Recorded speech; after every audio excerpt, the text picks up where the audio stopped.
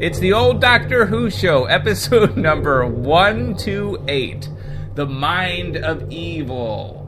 Go forward in all your beliefs and prove to me that I am not mistaken in mine.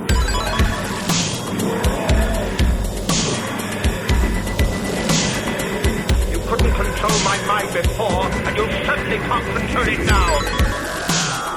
Would you like a jelly baby? The TARDIS, when working properly, is capable of many amazing things.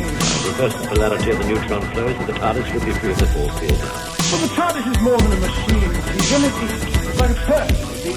The resulting reaction is ready? Welcome back to the old Doctor Who show. You know what it is.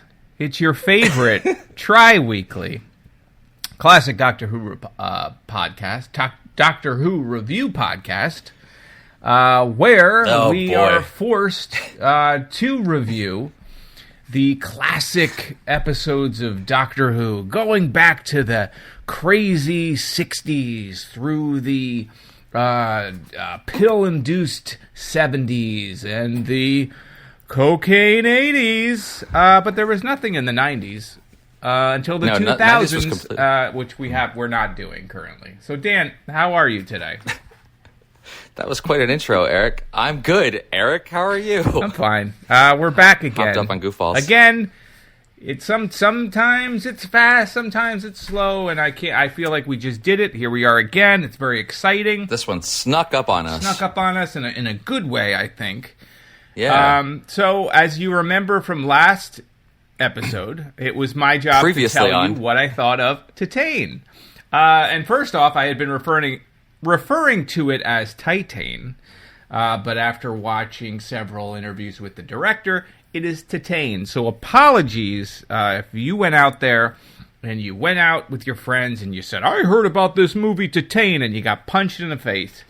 I am terribly sorry for making you look foolish. Now we both look foolish. But it was an excellent movie, Dan. I highly recommend it. It is beautiful, wonderful, visceral, frightening. I had to look away several times. Really hard to watch scenes. But true experience, I would say. My favorite movie of 2022. You've heard it here first. I loved it. It was a visceral film. I don't want to say anything about it. I think if you go in and you know nothing about it, that's the best possible way. Best way to experience Titane. It was great. There's something I could say that happens in the movie that is like you say it and everyone goes, what? But that does a disservice to the movie because the movie is better than that thing.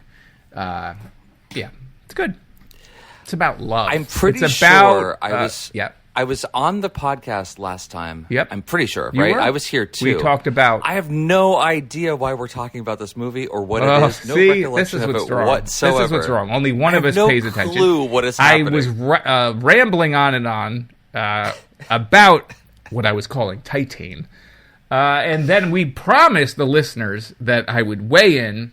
Did we? Because I was going to watch it that night, and I did.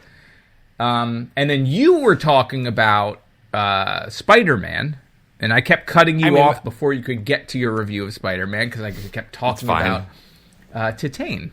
And I have watched it, and I remember our show, Dan. At least one of us is not completely hopped up on Blue's Clues.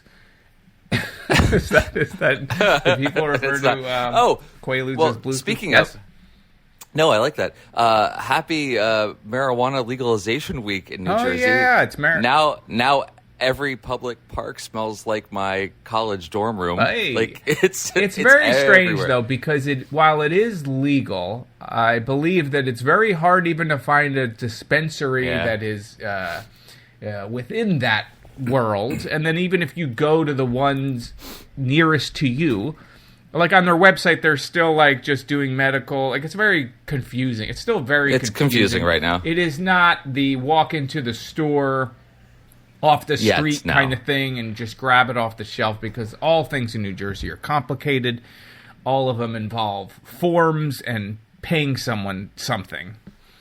You have to pay. There's always I paying don't think the taxes. paying part is the weird part. I think that's pretty standard. Everywhere. Well, I mean, like if I was a store and I wanted to sell, like say I was like, hey, this is weed's legal. I'm going to open up a head shop in my town. You can't do it. You got to file a bunch of crap, and you got to apply and spend money. Everybody's got their hands in your pockets. Enough of it.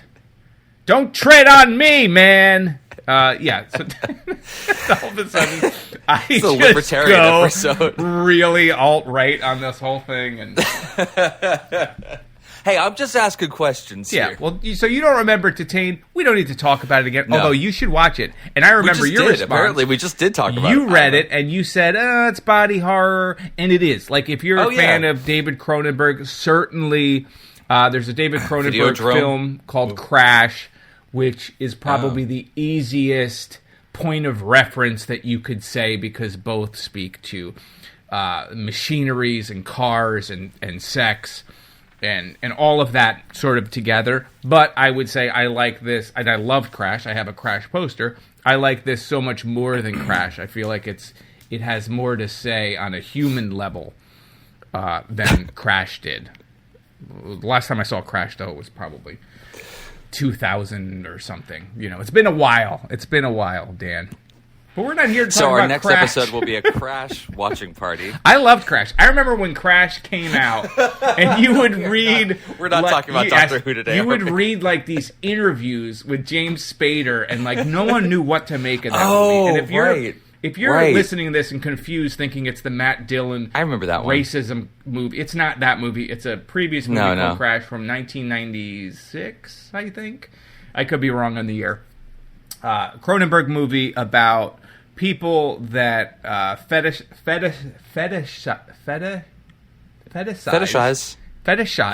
Is that right?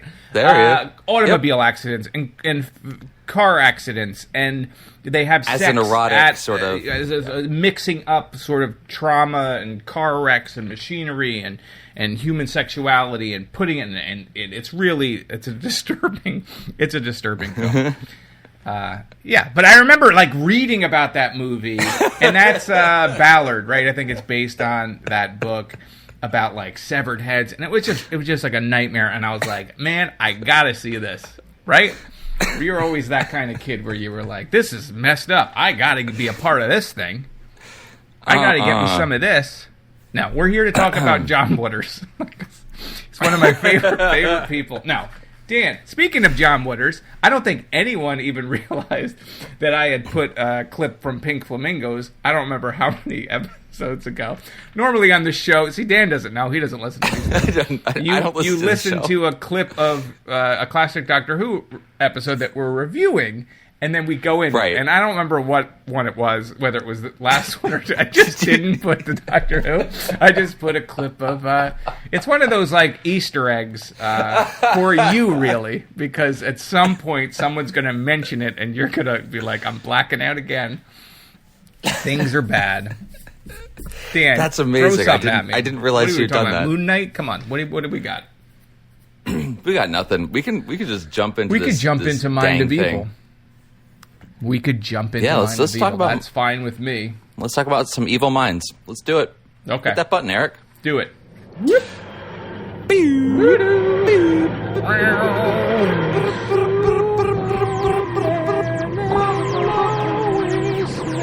Crash into me.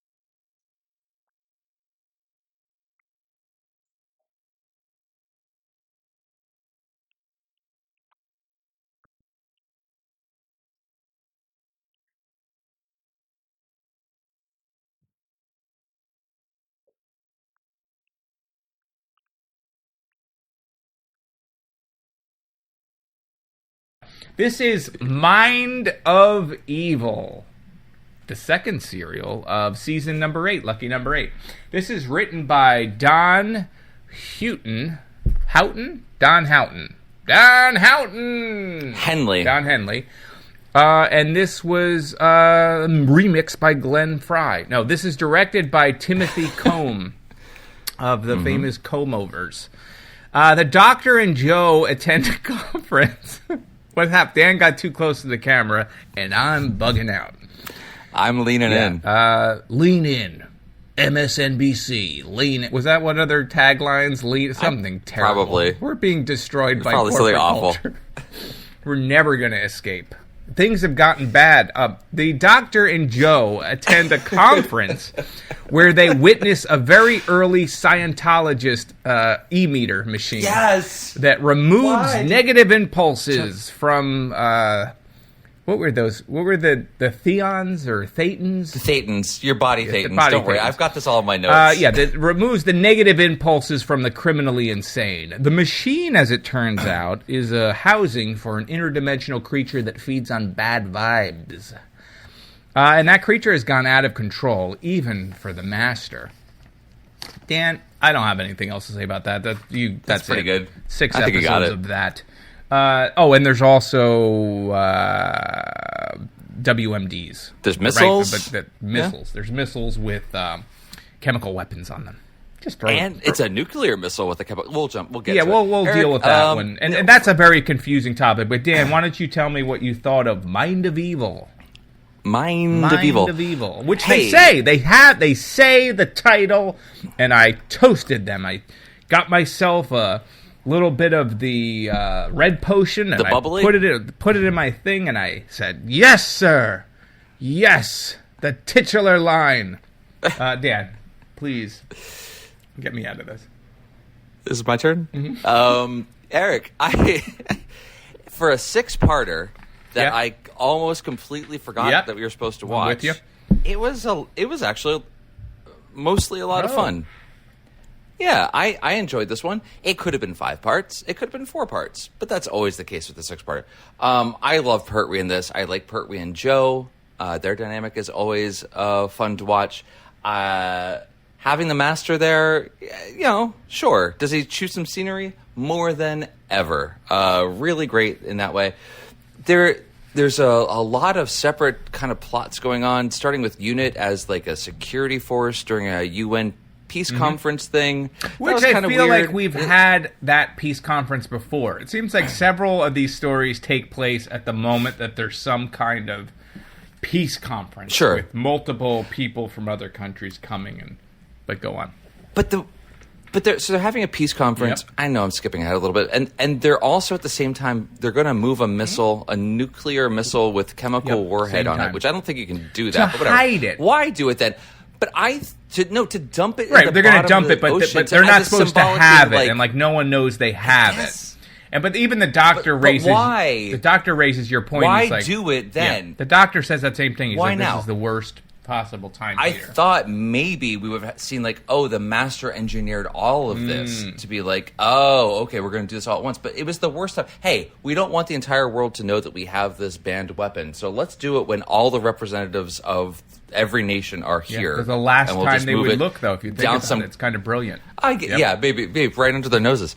So we got that whole thing. We got the whole stuff going on with the Chinese ambassador and some really uncomfortable references to his attaché.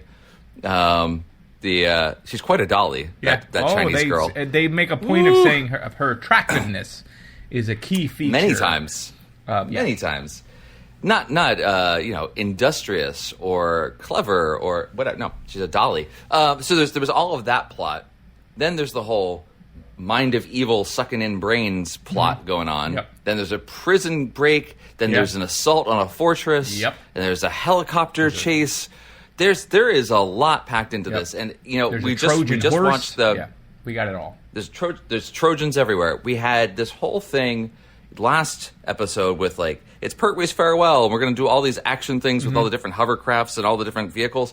Well, what the hell was the excuse for this one? Where it's just a lot of fun. We had Pertwee just doing action hero stuff for the full solid like couple hours. But it was fun. I enjoyed it. I thought it was a pretty good story. Eric, you tell me what you thought about this silly little thing. I will tell you what I thought when I'm ready. Please, I hope. Oh shit! No. I just wanted to jump on your. Do you want to talk about Titane? I want to. Yes, I'm here to. No, it's hard. It's hard. It feels harder to do these stories when they are out of order, because it's like we just said goodbye to Pertwee, but also we watched Yates sort of fall apart, and now we're back in time to when they were turning Yates into like a superhero. I mean, he gets all like, he's like the super guy. He's like a superhero, and Benton is like passed out under a tire. Benton's a bumbling fool. So it's like he's whatever. We'll get to that. But I was pleasantly surprised. I shouldn't say surprised, but I liked it. I thought it was really well done. It was 6 parts, but sure it could have been 4. But I felt like all of the different stories made it interesting.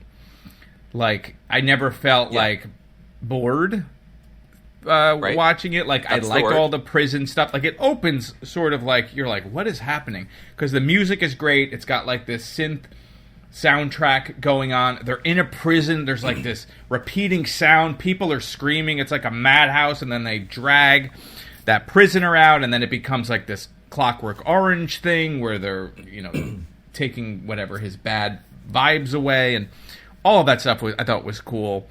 The Chinese bit, Delegation, I thought, despite the fact that they keep referring to her as being attractive, and Yates is kind of creepy, and there's another guy that's kind of creepy, it was actually one of the better portrayals, I felt, because they I don't know, they didn't play them off. Like, the doctor ends up working pretty well with I forget the Chinese, but the replacement guy, like it never became like where they played too much that I am aware of, on too many stereotypes, and it was, I thought that despite the misogynistic sort of whatever objectication, leaving that aside, it was better than some of the it was actually a Chinese actress. As opposed to English woman in makeup or something. That was fine. I kept thinking like, oh, it's gonna go it's gonna go hard south. But then it was like it's been master, better than and the Chinese people were actually portrayed in a better way than the English were. Sort of like like the doctor starts talking. I can't remember if is he talking in Mandarin, or so he says at some point like his Cantonese or what, I don't remember whatever he was saying, but the way he's talking, and he's talking about Mao Zedong, and he lets me call him and whatever, and like there's like a reverence to the to the Chinese faction within this story, and then they go off and they have their own thing. So I thought that was like, it didn't go where I thought it was going to go. I thought Yates was a bit creepy. Again, we talked about the whole attractiveness thing, but like the hallucinations and stuff were cool to see. The machine itself, like, I felt like the story fell apart a bit in the last 2. Like, once the machine started to teleport, that's when I was. And it was like, okay, well, the design of the machine maybe should have been a little bit more interesting than it was if you were going to have it as a movable thing, because it kind of seemed dumb. Like, you'd have like the wavy thing, and then it's popping up, and it just looks like I don't know, it's like a light machine or something you'd bring to a DJ party. Right. It just didn't seem like, cool. I thought the doctor was awesome. I thought Joe was amazing. This is like one of my favorite Joe Grant stories. Like, she's never a damsel in distress either. This is her favorite episode, too. Yeah, I thought she was great, and I thought everything they gave her character was great. Like, she is taken prisoner after there's a prison riot and all that stuff, I thought was cool. Yeah. You're like, oh, we got to get her out, but no, she like takes the gun away from the guy, and she's like gets the situation under control when they come in, and she's like, all yours, Captain. Totally. Awesome. She collaborates with the doctor and like smashes the guy over the head, and like she takes charge. You're right. She like karate kicks someone's gun, and he shoots someone. Like, she's definitely in charge. And even when people try to like, oh, we got to get you, like the one doctor.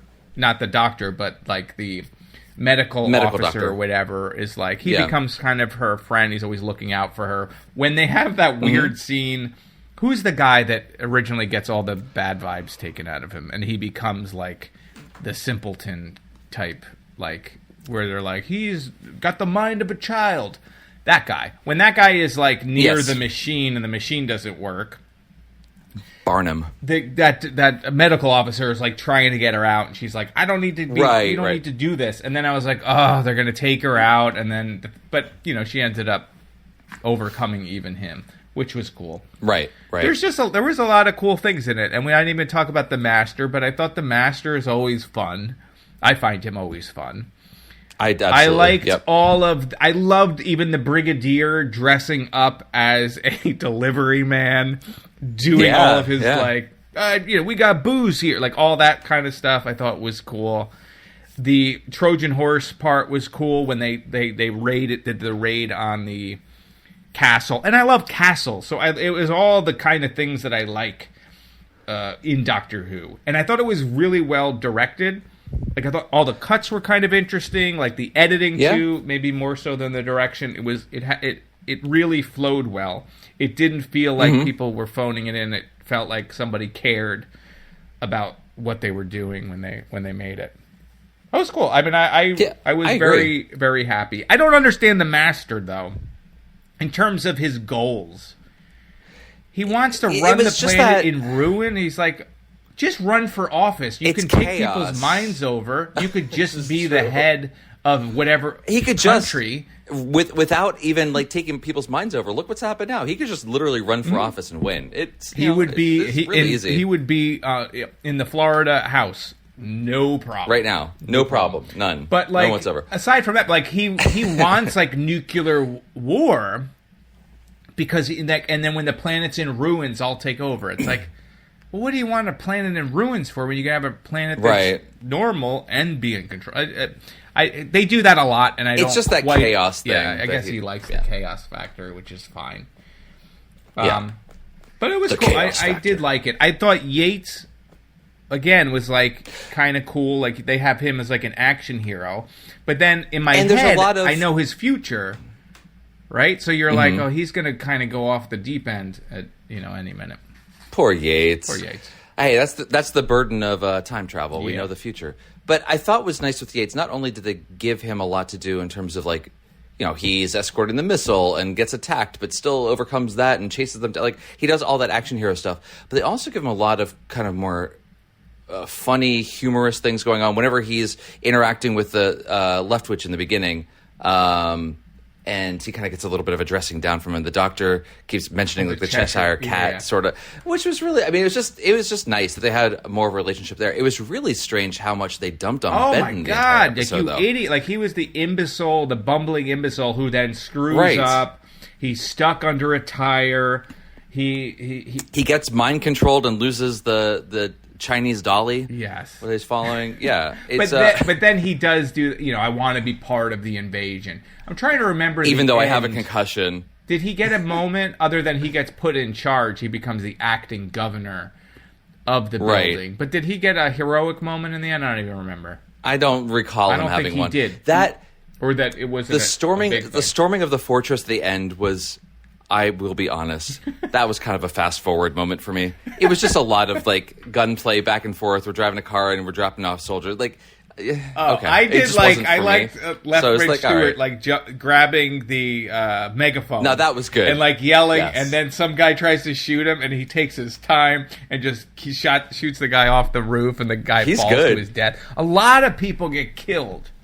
So many people die in this. Down. Like, when the criminals, the Master he goes into the prison and he helps them break out, and then he gets his own criminal gang, and they go to intercept the missile, which you'd think you'd have more security, including air, for moving a missile of that caliber. Whatever.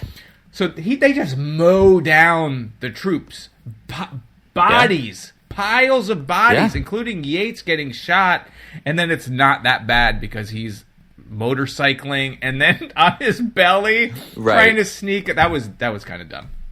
I would say that part was like, because he just like bellies over to get a closer look and then runs back and then gets caught. It's like, well, okay. It gets caught. It's fine. You're right. Some of the staging was not the best, but we did get. Was this the first reference to Venusian karate? See, that's the thing. I don't know. Because he explains it. I don't know. He's like, Venusian karate, it's a lot harder to counter than you think or something like that. I was like, oh, maybe this is the first time he's done it. But he does it so much. Yeah, so much in this. I mean, do you want to go through this a little bit? We can maybe go episode by episode. Yeah, you can go through episode. So it starts with, like, it's mostly about this Keller process. And it's the 70s. Yeah. So, like Clockwork Orange, like that whole very idea. Much inspired by Clockwork Orange. Yep. Yeah. And then you think it's going to be... Yeah, you think it's going to really be about that doctor, or that doctor's in on it, or the doctor's evil... Dr. Evil. But it's not. And it's not. He's just wrong. Like in his... Oh, you mean the professor? Yeah, the guy that's running the demonstration in the beginning. Yep. He just believes it's right. He gets killed. Like, you think he's going to be a bigger part, or I did anyway. I thought he'd be a bigger foe or nemesis to but he's not. He's just wrong. Which ended up itself. Correct. Isn't that the ultimate villain, people? No. Ignorance? And then it was cool. And then it becomes like this thing where you're killed by your greatest fear in reality. Before we get to that, but it's not a psychological thing, because they physically have water in their lungs. Like, they physically... That part was a little strange. Yeah. Like, how do they have the water in their lungs? Like, it makes sense to die from that in a dreamscape kind of thing, where you think I was going to say dreamscape. Yeah, Gosh darn it, Eric. You think you're dying. But they literally have water in their lungs. So it's like something else. I don't know. That and the rat bites and scratches, there's physical... These are... Physical trauma and resulting things that...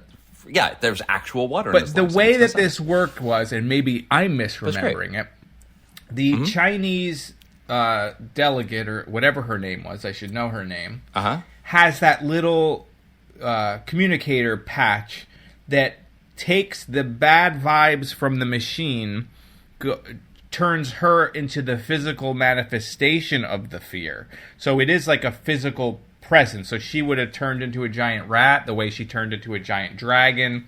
Would she have turned into water, like a Wonder Twins scenario where she became like she became a bucket and he became a eagle? Yeah. Sure. Is that what happened?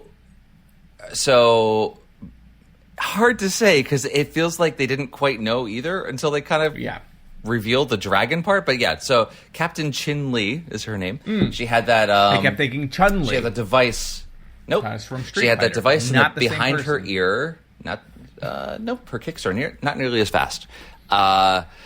She said it was some sort of telepathic amplifier, and it would... So I thought it was just like she was basically a walkie-talkie or a megaphone for it. So wherever the machine was, it could kind of broadcast through her. It could, but then she would attack change. The senator, she turned into the Chinese dragon. So did she turn into a pile of rats? Yes, and eat a guy's face? I think that's what happened. Did she turn into water in the guy's lungs? But she wasn't there. No, and the doctor... The machine did it himself. Right, the doctor sees the Daleks, and she's not in that room when the doctor starts... Right. That's actually also something I thought was interesting in a character thing, is the doctor's greatest fear are the Daleks, and the master's greatest fear is the doctor. So do with that what you will. The doctor laughing at him. The doctor laughing at him specifically. Right. Yeah. But I mean, the doctor said that he saw fire because he watched a planet explode, and they were using that memory, or a planet destroyed in fire. But I didn't see any reference to like what that was actually about. And because obviously we're watching these things out of order, who knows what this could be? It could be like the immediately preceding episode. We wouldn't know. Right. But I don't know. But where is that physical? Is the physical thing there? Like where seemingly, if she's changing, it makes sense. But if she's not there, how is there a thing? And then they also talk about he puts the quitting smoking. What was that patch called?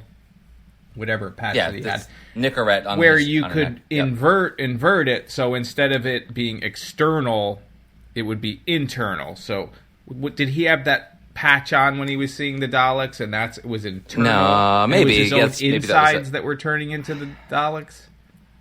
I don't think they really figured it out either. Okay. That just felt like a little hand wavy something. But anyway, so we start off. They're going to do this demonstration on this patient. They have a gallery full of looky-loos. Yes. And the doctor coming in his opera coat and velvets, he looks even more ridiculous, out of place. Like, I understand it's the 70s, but still, no one gave him a second look, like, what the hell is this guy?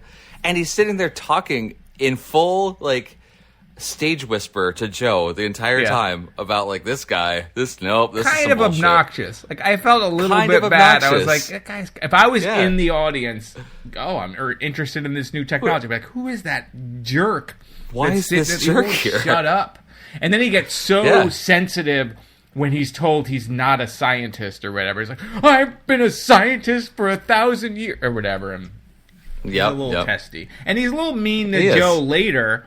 He starts yelling at her. It's always that scene where he's yelling, "You idiot! Whatever you said is it? What did you say again?" Well, that's it. Yes, there's that. Whatever. Like, but he was trying to get. I was also kind of like, oh, why is he? He did it a couple of times where he was like yelling at Joe to go do something. But he was trying to keep her safe and to get her to leave. The way. But yeah, it's still he's very from gruff. the mouth of a child.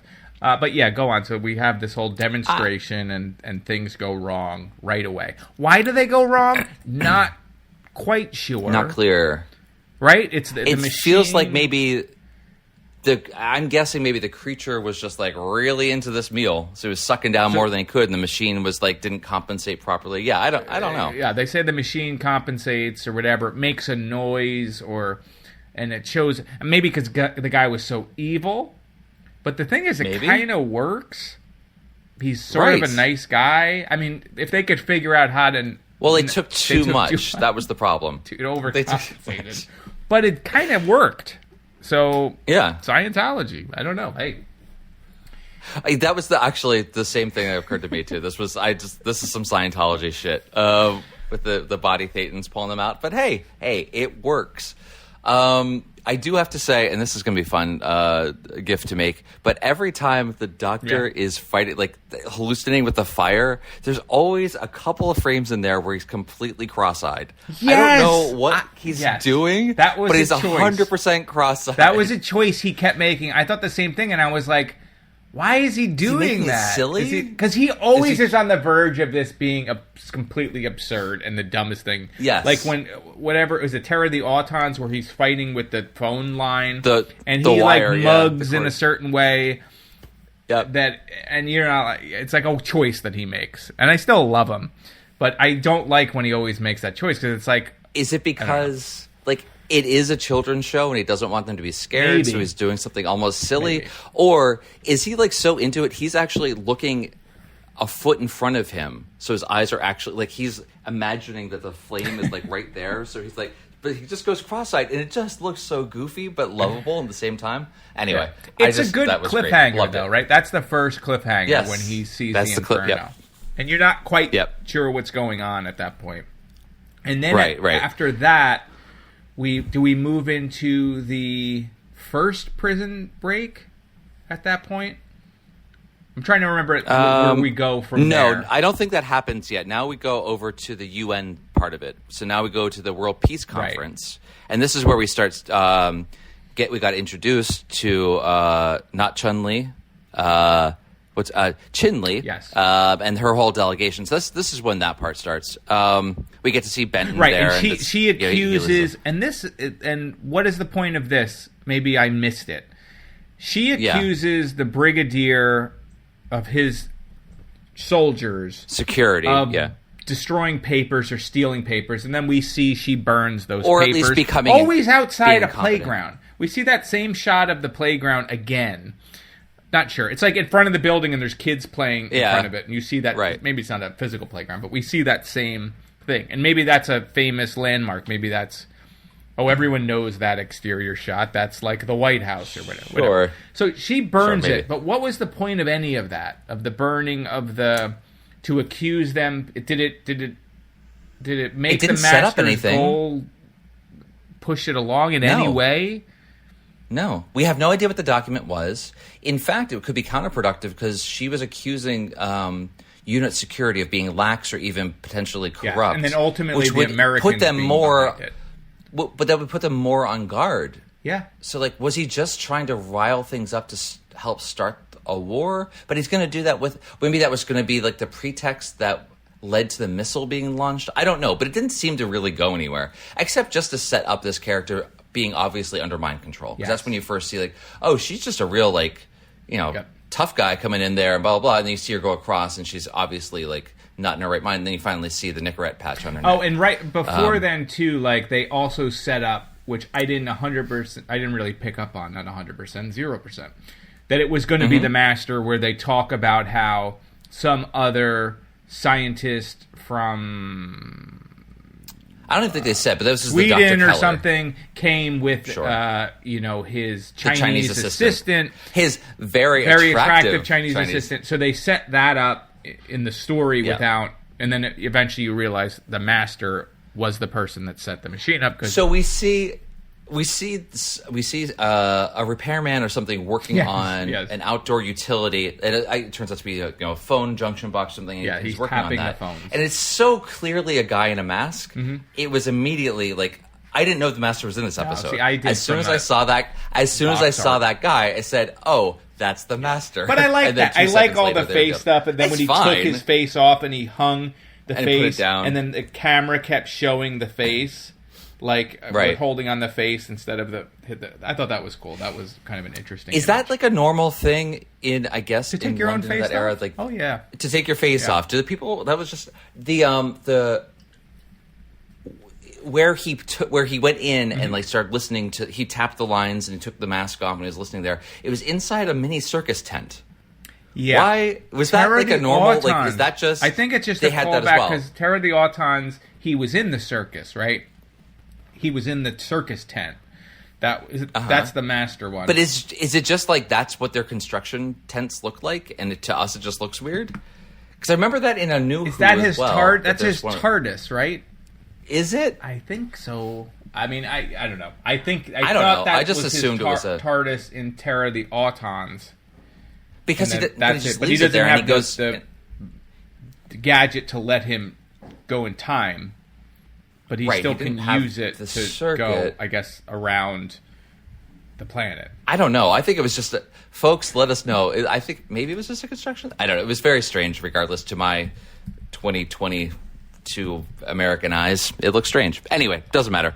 But we see the Master's involved. He comes out of the circus tent, and he's all in his business attire and jumps into the back of his limo and starts listening in. So now he can track their movements and find out where they're going to be moving the missile. But he also hears that there's something going on at the prison, the doctor's involved as well. Doesn't seem terribly concerned at first. Also, like, the prison break is detrimental to his plan working, because he uses them to, I guess he could have used the hired mercenaries too, but it just seems like, well, what's his real plan? Like, he's going to find out where the missile is, but how is he going to get the missile?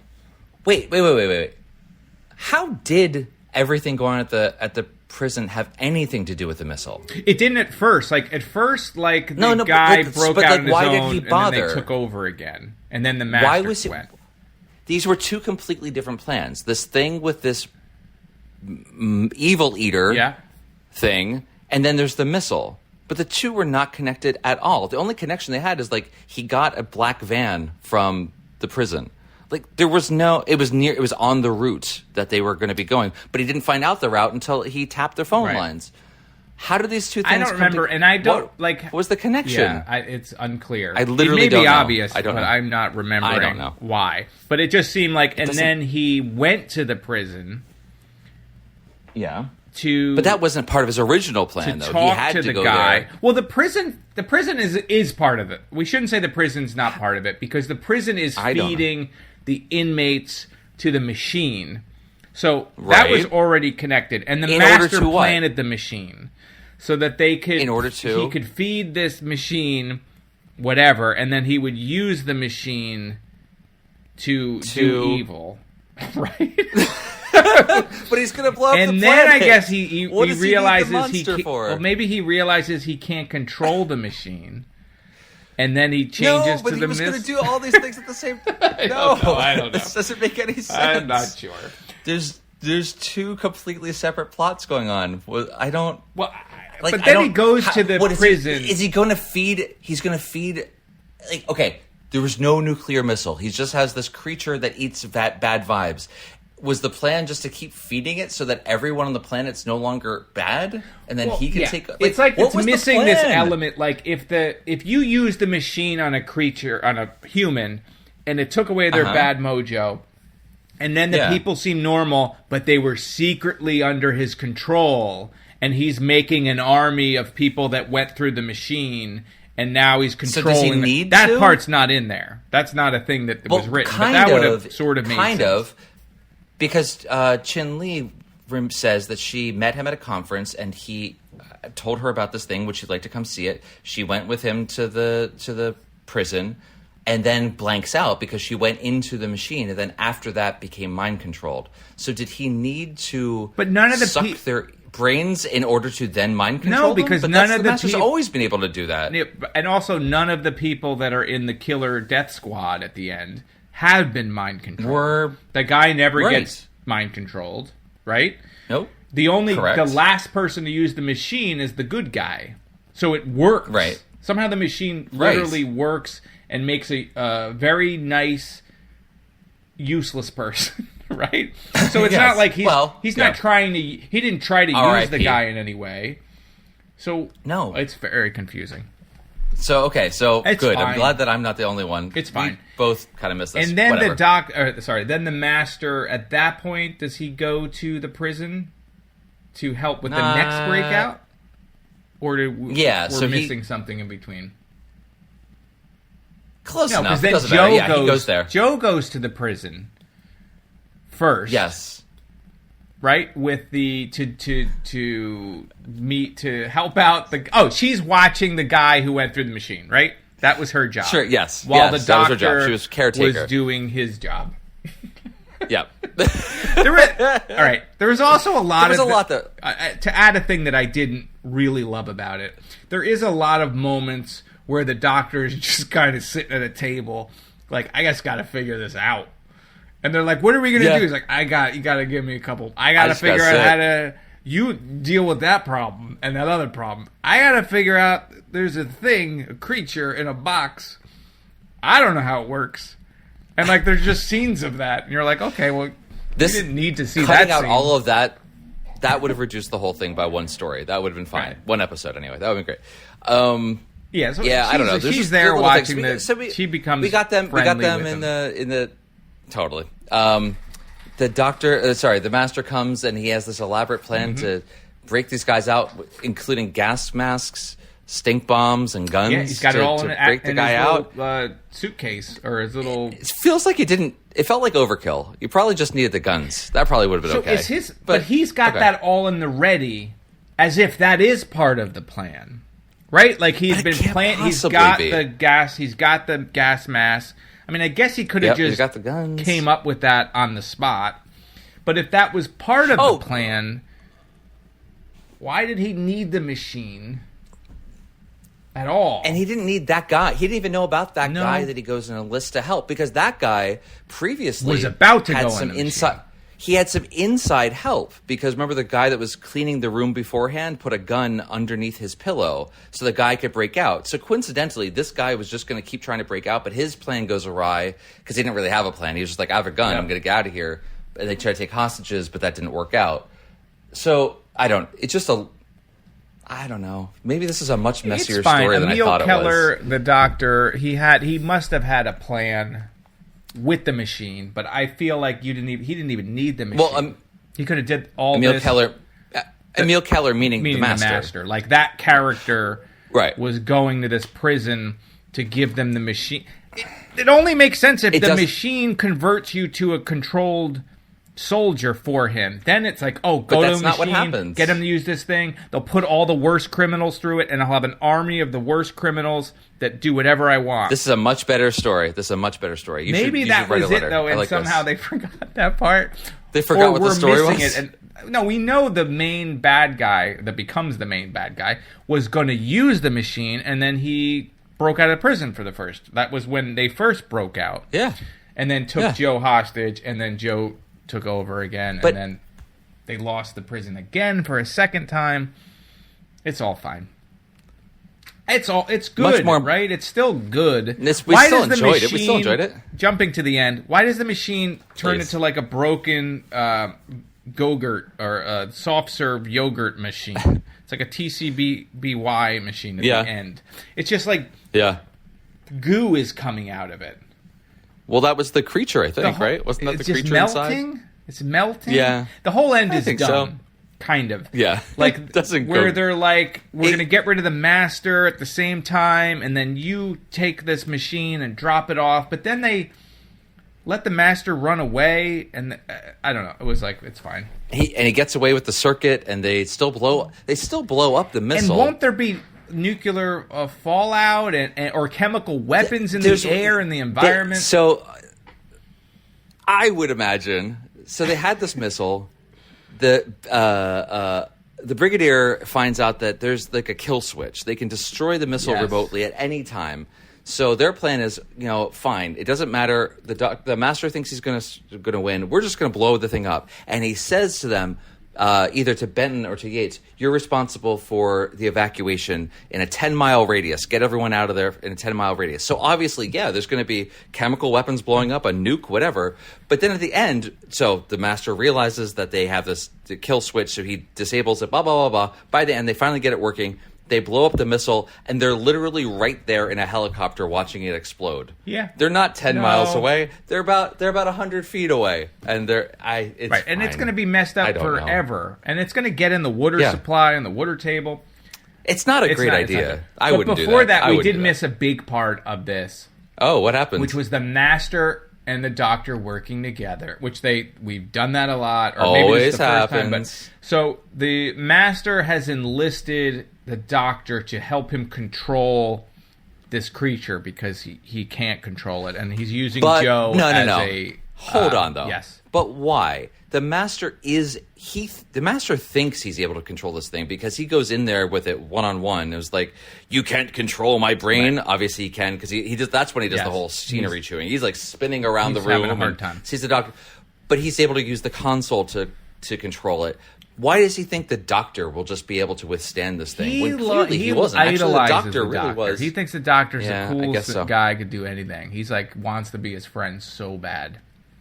Their dynamic is really interesting. But he just wants him to respect him. He just wants him to just look at him and not laugh, and the doctor refuses. Just love me, man. But so the doctor does a bunch of stuff, right? How does the doctor he sure does. him? And then the machine gets out. It's a coil. It's a coil of electrical thing, and it creates beta waves, which is the same as the brain waves that it feeds on. So it's going to confuse it, but then it figures it out and starts teleporting. So and you're right. As soon as it started teleporting, I was done when it started teleporting. Yeah, it looked dumb. Like that was just so silly. It looked dumb, and it's a lot of people shooting at a vacuum cleaner on the floor, or whatever it was. Right. I feel like if the plan was this thing's going to move, spend a little bit more time on the form factor of the thing. Like, it didn't look... Sure.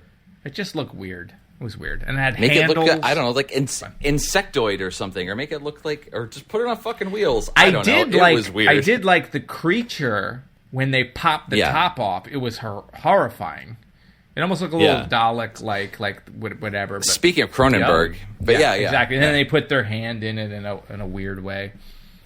is that video drum? Is that that's like all of his films. Naked Lunch too, with like the bug opens up and it looks like whatever. Yeah, it's all can't weird. stand it. Wonderful. Terrific. I don't know. Did we free ourselves of this yet? Did we cover no, not yet. We talked about the whole chemical debris. We did. He's dead. Come on, Joe. It's Chinatown. I have written down. Oh, not of course. He's dead. Come on, Joe. It's Chinatown. Not only is there a lot of gunplay and people died, our simpleton hero gets run over by a car. Yes. Dozens of guards and prisoners die. So many dead by the creature. The creature itself just causing mass hallucinations as it starts teleporting all around the prison. I mean, it must be in the couple dozens of people dead in this one. And again, like, the only reason they're able to control this creature is because the guy is so pure and good that it can't function around him, right? Yeah. Even though it said that he worked like some sort of screen. If he sits right there next to it, it doesn't make any. No, it makes no sense. But I guess that's saying the Doctor and Joe and all of those people have negative things. Who doesn't? So that was even the best strange. of us. It was a little strange. Fine. I don't know, man. It's fine. And then after the guy dies, Joe's really bummed about it because she was friends with him, and the Doctor's like, "How do you think I feel?" Like, immediately makes it about himself, and then gives her coffee, and then it's over. And the circuit. Then you find out the circuit is gone. And the circuit's gone. The Master now can go off through space and time, and the Doctor's still stuck there with the Brigadier. It's still good though. Cute smile. It was still a fun episode, even though now that we talk it through, and I'm more confused than I was when I watched it. In the moment, good story, a lot of fun, a lot of action. Everyone had stuff to do. Varied from episode to episode, jumping around the different plot points as it went. I thought it was pretty good. Still, would I rather have had it be one part shorter and we could have skipped the Doctor? Yes. I don't know. Just contemplating, that would have been fine. But overall, yeah, it was a fun episode. Good stuff. It was good. 5 out of 5. Oh, 5 out of 5. I would. No, I would give. We don't do that rating type. We don't do that. I don't know. It was definitely Did anyone else have better than average? Unless you have more I'll to bet say. some. I got no more. I think we're good. Okay. Let's see. We did get a couple of tweets, so thank you, folks. Here come the tweets. Definitely tried to give you a heads up before we record that we have what we're doing, so you guys can reply. I did it kind of late because I snuck up on us this time. But James Morris says of this story, not the best, but definitely not the worst of the Pertwee run. A gritty political story with a sort of Clockwork Orange feel, stretched out over 6 episodes. I agree on that, stretched. But it still manages to keep things different enough over each, albeit with a massive body count. Roger Delgado is great as ever. 100% agree with that. Oh, yeah. One other thing before you keep going. Is that the end of that, or do I cut it off in the middle? Nope. It's over? Go for it. All right. Yep. Some of the stills on BritBox were in black and white, and then I looked it up, and I guess the color version had been lost or erased or taped over with Simon & Simon. And then they recolorized it? Is that what we watched, was the recolorization, or did they locate the original file somehow? Yep. So I saw the same thing. That this was an epic, missing story. They couldn't find any pieces of it anywhere, not a single thing. They found a black and white print that was necessary for one broadcast someplace. They had that. They found some color clips, but not enough to actually do the regular restoration they would do. So apparently this was, I'm not going to say hand colored, but a more painstaking process to restore it. They restored it for the VHS version and the DVD version, which I think is what we end up seeing on BritBox. It looks great. It didn't look like it was watercolored. Yeah, it felt a little fuzzy, but it's hard with these old shows anyway. Sometimes they just do look a little fuzzy. I was confused too, seeing the stills on BritBox with the black and white. Yeah, I thought that episode was going to be black and white because of whatever error, but they just used the black and white still, but show the color story. Whatever, it's fine. I forgot to mention that. That was in my notes. Forgot about that too. Yeah. Homeschooled Film School says, "I am the master. You will obey me." That whole thing, sitting in the back of his limousine with Chin Lee, and I think she did a really good job. Actually, the fact she was a good actress playing this robotic character under mind control, but also conflicted at the same time. Going through the whole hypnosis, and then when she wakes up out of it after have turned into a Chinese dragon. Apparently, that Chinese dragon thing was planned to be a much bigger thing, but it looked so bad they cut it down to that 2 seconds that you see it on screen. It was not good. But thank you for that, Homeschool Film School. Matthew Pritter says, definitely could have been trimmed to 4 episodes. Yeah, fair enough. Wholeheartedly agree with that. Totally true. And 60-Second Who says, I've always wondered how long has passed since Terror of the Autons and Just why did the Master have the Keller machine laying around on the off chance? Hey, man, we have lots of questions, as you just heard. We can't answer this because the plot doesn't quite hold together for me. I'm missing something. But overall, anyway, still fun. And how many... but thank you. Yeah, that's a good question. So he's in Terror of the Autons, and then... Mm-hmm. Was this the next one that he's in? I don't know, actually. What season was that would require some research. 8. Yeah. Maybe it was. I'll have to look that up. Someone must know. Yeah. Someone must know. But anyway, that's what we got from the Twitter. Again, you can tweet us at TODW Show. You'll check that later for our actually later, meaning now, because you're listening to this, you can check our GIFs posted there. Them. But we also got some emails. You can email us at theolddoctorwhoshow@gmail.com. Got a couple emails here. One from our friend Paul Paranoid, who says, it's evil, but the mind has been prepared for. Paul starts off by saying, well, it's finally here after 128 episodes, and what a story to go out on. You've said this a couple of times, Paul. Yep, keep every episode could be the last episode, so I'm with you on that. Who knows? It's it close. Could be done right now. It is close to the last episode because we are now on Mind of Evil. We only have 1, 2, 3, 4, 5, 6. 6 more. 6 more before the 7, movie. 8, 9, 20. 6 more. 20 more episodes.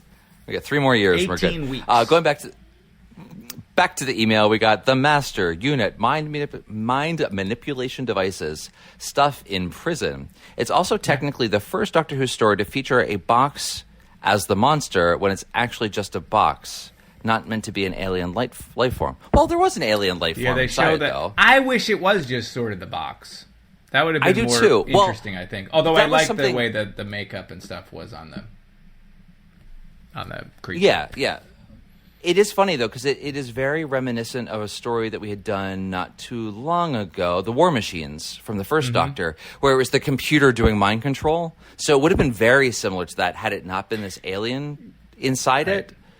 It would have been almost the exact same story. What was funny, a weird thing, though, so it's an alien life form that's in this box the Master uses to control minds. But then the Doctor also says this thing has been the greatest threat to humanity since the beginning of time. That was an interesting... But what is he talking about? I don't know. So has it always been on... It's an alien life form that's been on Earth since the beginning? And... Okay, it doesn't matter. Again, this... No, I think he's just saying there hasn't been anything this bad since time itself began. I was hearing Not it that as this has been a threat since the beginning of time. I didn't read it that way. So I don't know. It's weird. Different anyway, going back to the email. People. That's the Doctor Who show promise. That's our promise to you. And a story in which no way contradicts the popular theory that the myth of Pandora's box is based on an unidentified alien artifact. Apparently, several of the working titles for this story were Pandora's Box, the Pandora Box, etc., etc. All around, a fabulous addition to Season 10 and a great way to end the old Doctor Who show's glorious 7-year run. Good job, everyone. I thought, see you on the new Spider-Man theme expecting the entire time this box to explode like Ghostbusters when they turn off the trap machine and all of the bad energy to come out, and that just never happened. I ain't afraid of no ghosts. No, never that would have been. I thought that was where we were headed right away, and it did not go there. So I guess, playing against expectations. So bravo. Yeah, bravo. We have another email coming from our friend from Twitter, the Hair of the Hound. It says, Eric and Dan, a few thoughts of Mind of Evil. The story is a bit more gritty, with a lot of guns and action, and some adult themes about corporal punishment. Barnum getting run over at the end feels particularly harsh. Agree. I rewound that a couple times. I was like, wait a minute, did he really just get run? And he did. Absolutely did. Very dark. Luckily, Roger Delgado in a limo with cigar adds pure class. There's a moment he does have the cigar, and I would have taken him just driving around town like Gene Shepard looking for shaving cream. Like, that would have been great, just Roger Delgado. And also a Cronenberg movie with Robert Pattinson that is very good, Cosmopolis. Highly recommended. The whole movie is Robert Pattinson in a limo driving around. But go on. The Cronenberg hour. There's a moment when the Master, his limo driver takes him up to the airfield where they have the missile, and the missile's wheeled out and they start tilting it up and getting ready to fire, and the limo driver just looks over at the master like, what are we doing here? He has this like, thank God someone, maybe he wasn't under mind control, was just doing it for the money, but just like, what is happening here? But just like, all right, I'm getting paid, this is fine. Anyway, yes, great Roger Delgado. This continuing here, the story didn't have an alien element, but the mind parasite adds. The original story didn't have an alien element, but the mind parasite adds a good fantasy element with unit in charge of security for a peace conference and missiles. Fun and hilarity ensues. Yeah, it could have worked either way. I like having the alien thing. It just felt like many of these plot points were kind of whipped together. Maybe they're just pulled from different stories or it was written by committee, but something was weird. It all worked, though. It's fine. If the Doctor's worst fear of fire feels odd, it's because the writer's previous story was Inferno. Or maybe he was hoping to copyright fire. Speaking of worst fears, you may have already answered this, but Dan and Eric, if you were jailed in Stangmore Prison, perhaps for falsely advertising a Doctor Who podcast as an excuse to talk about Dune, what are your worst fears and phobias? I'm not telling you that. That's how they win. That is how they win. The mind sucker is going to use that against me if I tell you. I don't want to be in prison. I'll tell you that right now. Claustrophobia for sure. That is walls can't move. That's the ticket. So situation. Being trapped. Whoever is trapped in like a crawl space or even like in like a natural environment like a cave. What was that Kiefer Sutherland movie where he was like buried in a coffin or something? There's another one with Ryan Reynolds. Same thing. Just I can't watch. Whatever. No. So to my inevitable stalker who is going to kill me, that's how I would like to go. I am very claustrophobic. The worst possible way. That is the worst. Yeah. That is the worst feeling. And like trying to go through somewhere and you're halfway through and you're stuck and then you realize you can't go in either direction. Fear. You can't go. You're just going to starve to death. Oh my gosh. Yep, just screaming in vain. Out. Yeah, that's how I'm going to go. That's not really a practical thing for a prison, though. Or maybe it is practical. No. I guess you could just wedge people in. You could stack them. No. The question is, what would the mind machine be showing? Oh, right. That would be me. Like I'd be trapped inside a tunnel and squeezed until, and they'd actually find like my internal organs compressed. So thank you for that. That was great. Or like just being at a party where you just don't know anyone. You just you have to, and it's everyone standing awkwardly football, in a corner, and yours with all the guys, and then everyone. You're just sitting there talking about running backs or whatever. That sounds like a kind of a nightmare. Right? That's how we die. Just making small talk all the time, or being in a dentist chair and the dentist is just talking to you, and you're like, I can't even talk, and you're already draining all of the light from me. I can't do it. So there's a bunch of options here. Whoever's going to kill us, these are the ways. Mine's a little easier. Just have to talk to me. Does that have to be someone I don't really know? Social anxiety. That's how we're going to die. Continuing the email, I asked this because I think I can hear the Keller machine materializing in the form of a review that one of your listeners, Mitchell H., left a couple of months back, which I don't know if you've seen. Screenshot below. What is it? Who wins Best Listener of the Year award goes to Hair of the Hound. O2L? No, it is... Because we have a new iTunes review I was going to read. Well, we'll do that right after this one, because this is from Mitchell H. 2 months ago. There are actually only a handful of fully extant serials, i.e. no missing or lost episodes, and therefore probably on BritBox, left in the classic Who, which you guys haven't yet watched and reviewed, and aren't on the schedule, that I therefore suggest you guys add. What are they? First Doctor, the Censorites. Didn't we add that? The Censorites? I never heard of that. Yeah. I don't know. We didn't. Okay, the Censorites, the Space Museum. Oh, so the Censorites from season 1, that's Ian and Barbara and Susan. The Space Museum from season 2, Ian, Barbara, and Vicky.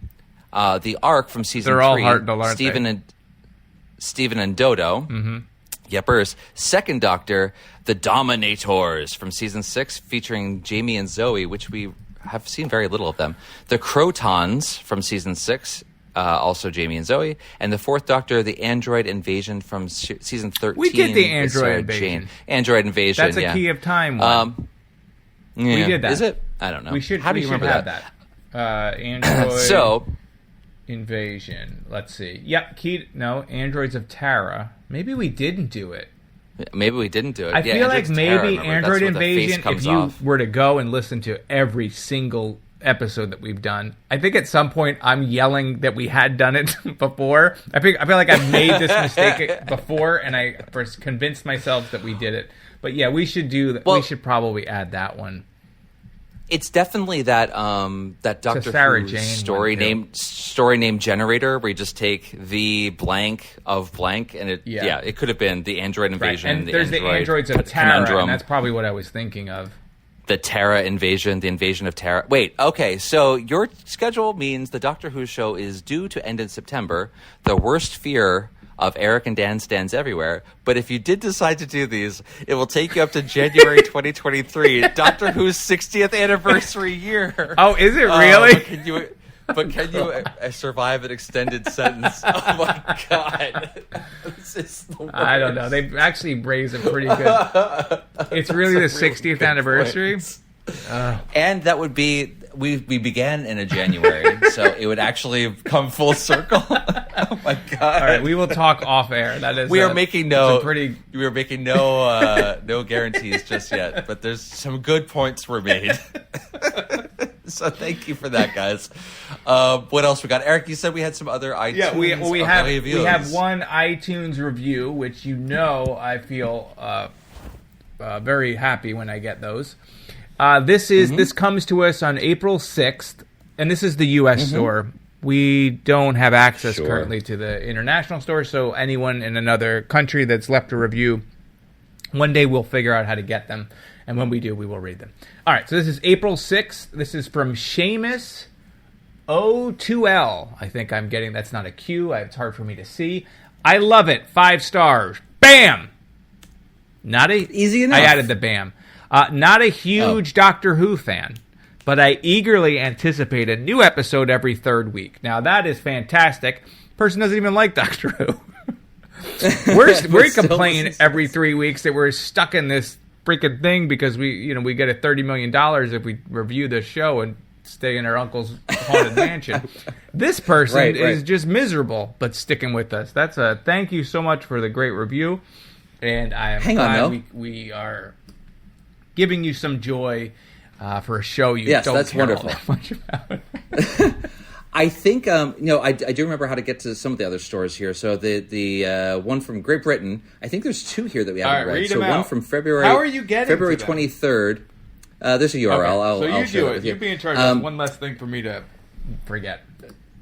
I'll always forget. November Waters is the user. 5-star review says, a fresh take on Classic Who. Listening to 2 Americans stumbling their way through Classic Who with no prior knowledge of the episode sounds like a disaster, doesn't it? But it's one of the most entertaining podcasts out there. The 2 hosts are funny, and their enthusiasm for humor is a refreshing change. Proper good stuff. Thank you, November Waters. Much. You get it. You get it. You see what the premise is. We got another 5-star review from Mr. Day on April 8th of this year, titled "Good Fun, Unpretentious, and Politics-Free Chat." We did drop some Floridian stuff, but we can't help it. We're stewing in it. Unpretentious and politics-free chat about Doctor Who done in a fun and easygoing style that some of their British contemporaries could learn from. Wow, shots fired. I like that one. That makes me happy. So that's very nice. Looking at the Canadian store, you Canadians, thank you for 5 out of 5 reviews, but there's not enough of them. So we need more of those. What do you think we what happened? Nope, and I'm looking. I think this is the Australian store. Nope, no new reviews there. Let's see if there's one for. I'm going through all the English speaking. New Zealand. Do you guys have a store? New Zealand. Wait. 2015. Nope, 2015 was the last review there. Did we read it? We're not big in New Zealand. So this person, Stefan CC 123 in 2015 enjoyed it. Good. They said, "I'm enjoying this podcast. Listening to podcasts is new to me, but I thought I'd have a go at writing a review. As I'm not a seasoned podcast listener, I'm not entirely sure what's to be expected in terms of content or standard." The fact that you got that far, you've already done it. I've only listened to one session, which was a review of the very first Doctor Who story. However, as I enjoyed it, I intend to try more sessions. The podcasting duo presented a lively and entertaining review of this episode and story. I liked the way they were honest when sharing their opinions, but also tried to be fair, mentioning both positives and negatives. Presenters were spontaneous, but also well-prepared. We fooled you! I enjoyed some of the humorous moments, just some of them. It's okay. I love the audio clips from Who. The examples were well selected to illustrate an important aspect of the particular story, particularly when they're not even from Doctor Who, and instead from John Waters movies. Right. Thanks for the entertainment, they say. Thank you to my new favorite Kiwi. That's great. You. Anyway, that's very nice. Thank you, everyone, for the reviews, for everything. If you want to get in touch with us, the best way to do it is by leaving reviews in the iTunes store or an email at theolddoctorwhoshow@gmail.com or tweet us at TODW Show. We'll also be on the Instagrams at TODW Show with all of the GIFs that we post everywhere, so we'll have them in all the places. TheOldDoctorWhoShow.com has all of our episodes. Our podcast feed only shows the most recent 100 episodes, but because we've done many more than that, you'll have to go back and listen to them on the website. Ad-free, no commercials. You can listen to it there, and so you can stream the old ones. You can also check there for the past, 75 episodes or so. We've been putting up a bunch of GIFs, so the ones we don't post on the Twitter feed, they're all there. There's even more. Use them for reactions. Put them in your Giphy keyboard when you have a conversation with your Aunt Sally. She'll love them. There's a lot of reaction shots there. There is a night. What else we got, I always Eric? dream that one day someone will take all of your GIFs and put them in a big database that you can search and get like a... You know who that person's going to be? Giphy. That person's going to be you. I know. And I'll pay you through Patreon. Because I don't want to do it. But we could actually upload it to a Giphy keyboard. Like, you can put them up there. I think it's fair use, all this stuff. Yeah, I mean, think just so. as much as anyone else is. We'll put them up there under our own account. I'm going to do that. My guarantee to you, at some point before I die... if you ended up doing I'll put it up there. Under your own account, then you probably don't even need to do them on the individual pages. You just link to the... It's fine. That's extra. We'll do it everywhere. Well, thank you all. In the meantime, if you want to keep up with me, Eric, you can go What's going to on with you, Eric? Grissom on Twitter, or you can sign up for my newsletter, where I rattle on and on about Titane, even more so than on this podcast. That's at ericgrissom.com. And last year, almost a year, I came out with Goblin with Will Perkins. That is still available for sale. If you have not purchased it, please consider spending. It's $15 US. It's similar prices in other countries. So please give that a try. Won't you? Won't you? Please do. And Dan? Next time. Dan, what about you? Where can people find you? Oh, you can find me on Twitter. Yep. At DanJNJ. Nothing special going on there. Just tweeting random nonsense. In 3 weeks, folks, we got episode 129, The Horns of Nimon. Yep. Nimon? Back to Tom Baker, which I'm excited about. We got Tommy T. If there are Tommy any Baker. other... not that I want people to add. If there are any other Tom Baker stories that we missed, feel free to let us know as well. I think we pretty much covered most of Tom Baker, right? I think we have. Fine. Oh, the dogs think so too. The dogs just freaked out on that. But Dan guys. also runs the TODW Show Twitter account, which you should follow if you're not already following. Absolutely should. All right. Well, with this cacophony in the background, should I get my dogs barking too? We just get that all. We went the whole show, right? Yeah, like usually this is mixed in, so just consider this a victory for all of us. Bonus. Yeah. Yeah. All right, guys. I think we did it. Oh my God, it won't we'll stop. talk to you This soon. is my life. Goodbye. We're never ending this. All right, goodbye. Nope. All right, goodbye. Peace. But then they stop right at the end. All right. Symptoms of our getting older. The problems we say we don't mind. Most of us never get over. Memories mingled with lies. Coincidence gave a confession. No one's allowed to forget. I don't want to give the impression the predestination is set. Distance will